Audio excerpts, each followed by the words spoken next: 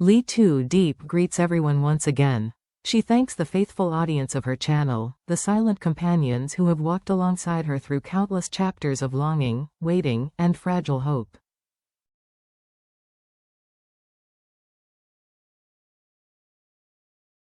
But this time, her voice trembles slightly as she shares the truth. James had confirmed he would not return, at least, not anytime soon.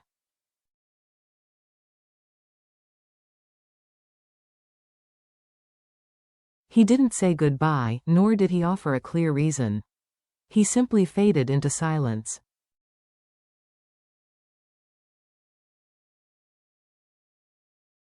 For Diep, the days stretched endlessly. She missed James with a heaviness that clung to her every breath.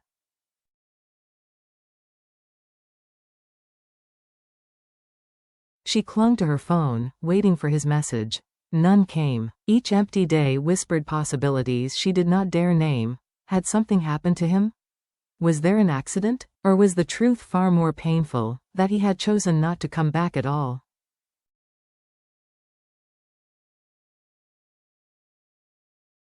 Her heart was torn between two choices: to continue waiting in hopeless silence, or to summon the courage to find him.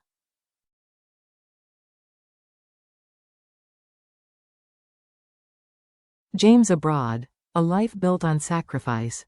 James had been away from Vietnam for several long months, managing the overseas branch of his company.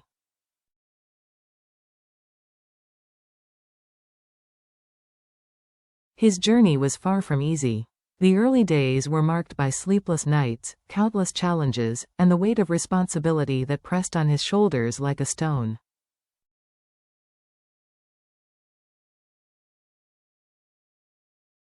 Yet slowly, painstakingly, things began to fall into place.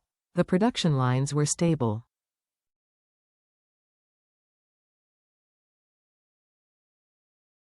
Workers had been trained with precision. Operations flowed smoothly. On a video call with his father one weary evening, James's voice was both warm and worn out.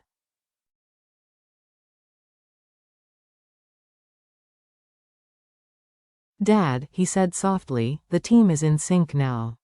The machines are running fine. I've completed the training for every stage.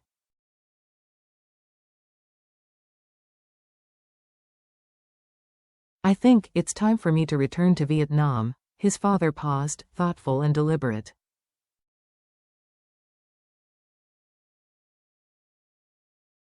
"Perhaps stay just a few more days, son," he replied.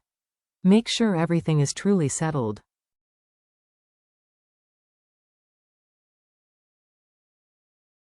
Once you leave, coming back won't be easy. And tell me, James, are you returning because of work, or because of Diep?"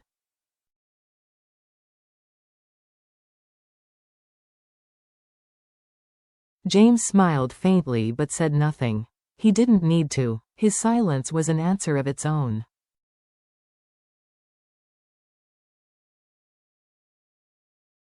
The small house, the waiting heart. Meanwhile, back in Vietnam, Diep lived quietly in a modest house.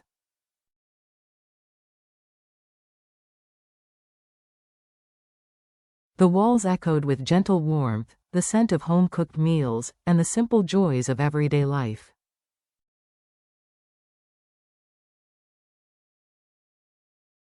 But underneath it all was the aching silence of absence. She had taken in little Nhi, a 3-year-old girl separated from her parents.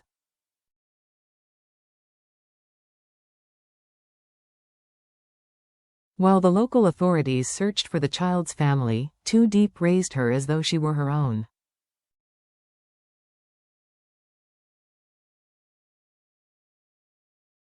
She fed her, brushed her hair, read to her at night, and held her close when she cried.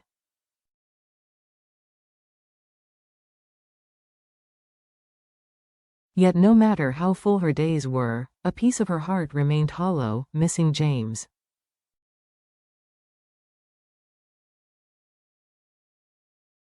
His calls had become fewer.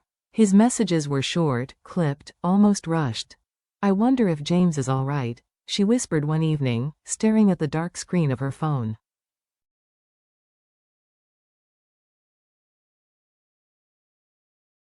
He hasn't called in days, only with little NHI did she allow herself to speak her longing.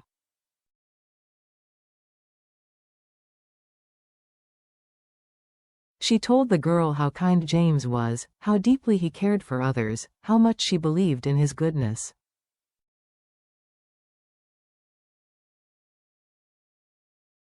It was as though speaking to the child was a way of speaking to her own fragile hope.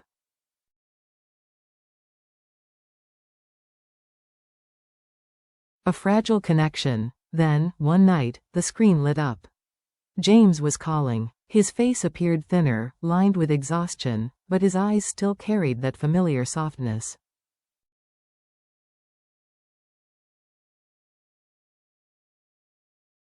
They laughed as he teased her about the strawberry-shaped cake she was making for Nee's birthday.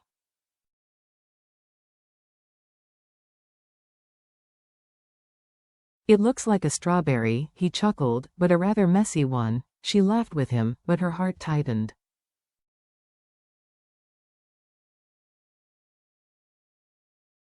For a moment, everything felt as it once was, joyful, alive, close. But then his expression shifted.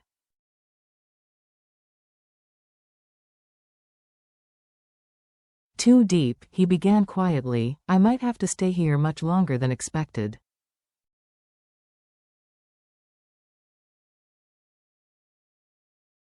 Maybe years. I'm afraid that if I stay too long, I'll lose you. She didn't blink.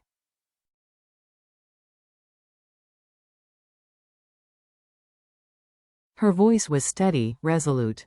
Don't worry. I'll wait for you, no matter how long it takes.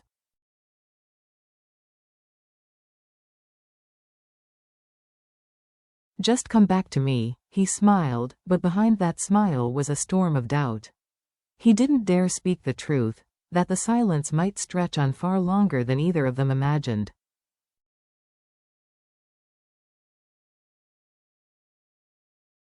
Silence, and a question that changed everything. The following days were once again filled with silence.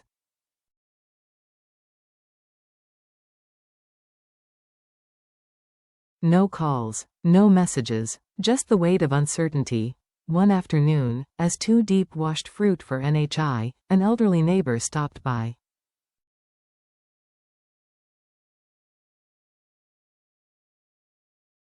Seeing the distant look in Too Deep's eyes, she asked gently, "If James cannot come back, have you ever thought about going to him instead?"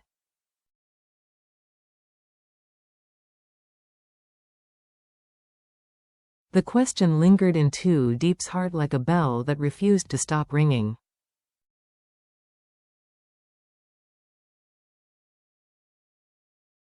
That night, unable to sleep, she walked through the quiet house.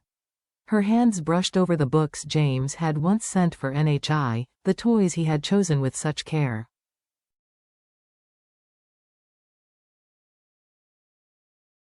Every object was a reminder of his love, not grand gestures, but steady, patient presence.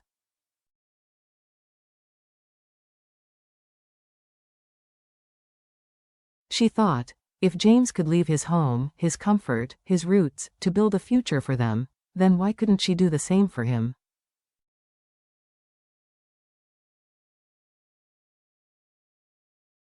A decision born of love. The next morning, Too Deep rose early. She took NHI to the market, greeted neighbors with her usual serene smile.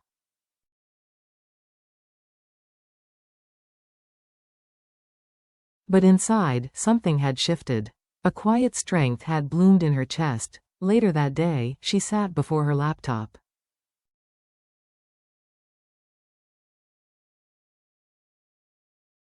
Her fingers trembled as she began to type.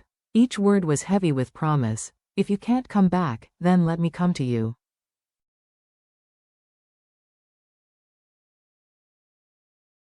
I've waited, I've hoped, and now, I am ready to go wherever you are, as long as it means we'll be together.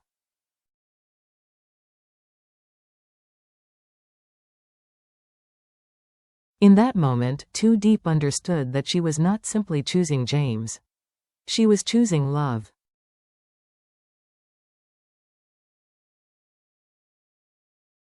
The kind of love that demands sacrifice. The kind that requires courage. The kind that dares to cross oceans and defy uncertainty.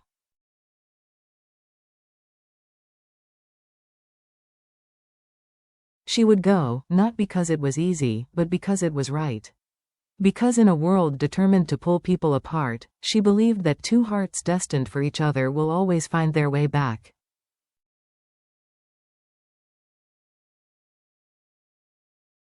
Even if one has to leave everything behind to do it.